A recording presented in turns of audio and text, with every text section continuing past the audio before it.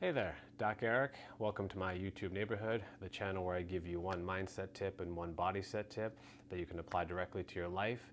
And today we're going to be talking about information diets and going on an information diet, and even what the heck does that term mean. So we're going to talk about it, so let's go ahead and jump in.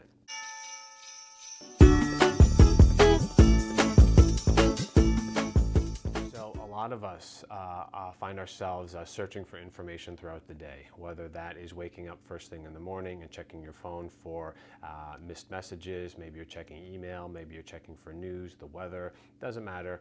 You're doing something that's distracting you that's going to hopefully help you prepare for the day.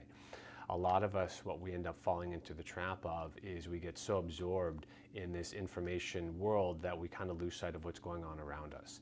So much to the point where we've got so many podcasts that are clogging up our inboxes. We have so many subscription emails that we're just constantly deleting through and unsubscribing from.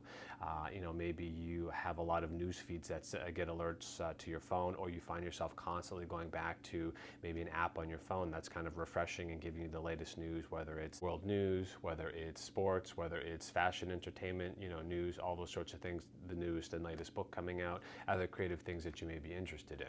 So my solution to you would be to really kind of look at your day-to-day world and see where you're getting your information from. Is any of it overlap? Is any of it redundant? Or do you find yourself constantly going back to the same source and kind of refreshing the page? So one of the most popular ones obviously is Facebook and Instagram. We tend to check these things multiple times throughout the day, as well as other social media sites like Twitter and Snapchat.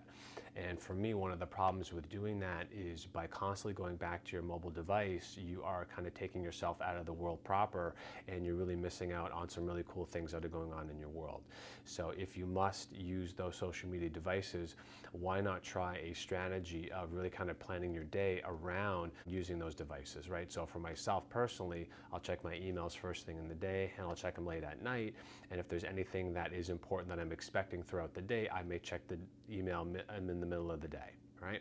Same thing with social media. I'm not on social media a ton, but when I am, I have designated times throughout the day, early morning, middle of the day, and in the early afternoon, so that way it frees up family time when I need to. That way I'm not glued to the phone. Unless I really have something that I have to pay attention to, I try to keep the phone at a distance so that I can kind of really be present with what's going on in my world. Another thing I want to talk about with going on an information diet is the email thing, right? So a lot of us have a clogged inbox. We subscribe to things we didn't know we subscribed to, and maybe we're receiving emails that we didn't know we signed up for, but you have a cluttered inbox with all of these advertisements for things that you may have bought a couple of months ago. And one of the things that I like to do periodically, I do this about once a month, sometimes sooner if I have to, is I'll actually go through and unsubscribe for things that I don't want to receive information from. And the freeing thing about that is it really helps to kind of clean out your inbox, but it also helps you to minimize missing certain important things that you're receiving too. So there's been times where my inbox is so cluttered that I actually have to spend extra time throughout my day, and I really don't want to be doing this, and I have to search for important emails from important people because they're cluttered between all these advertisements that I no longer subscribe to because I've gotten rid of them because it was such a pain in the ass. Another thing too is when you are looking at where you're getting your information from, are you receiving information from multiple sources that's practically the same thing? And the same thing with podcasts, right? Podcasts are great. We talked about those earlier.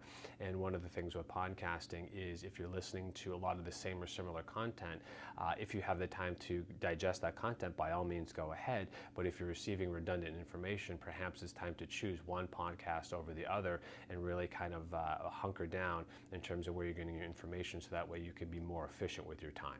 Right? So the mindset component of going on an information diet is the news that you're consuming, or the news that you're putting out into the world, does that activate something in you physically, right? Do you get triggered by it? Are you angry at what you read? Are you angry at what you saw? Does it make you happy? Does it make you sad? Does it make you feel some sort of intense emotion?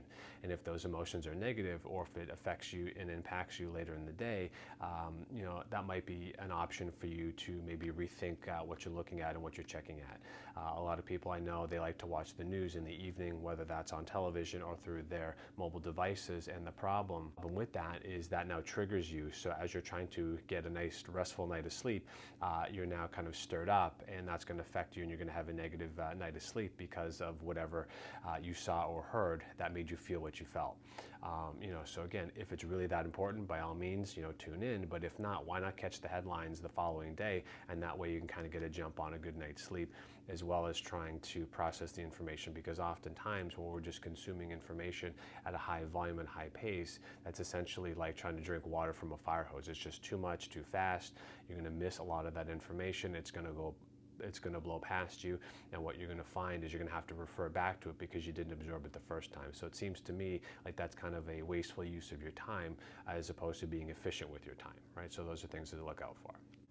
And there we have it, one mindset tip and one body set tip that we delivered today to help you navigate your world just a little bit easier. So I encourage you to go ahead and try that on and really kind of free up your day, really unclutter your life. And a shameless plug moment, don't forget to rate, review, and subscribe, and to click that little notification button on the bottom of the screen. That helps you stay on top of the content that I'm releasing periodically throughout the week. And we got some more cool stuff coming your way, so go ahead and stay tuned. And as always, until next time, stay healthy.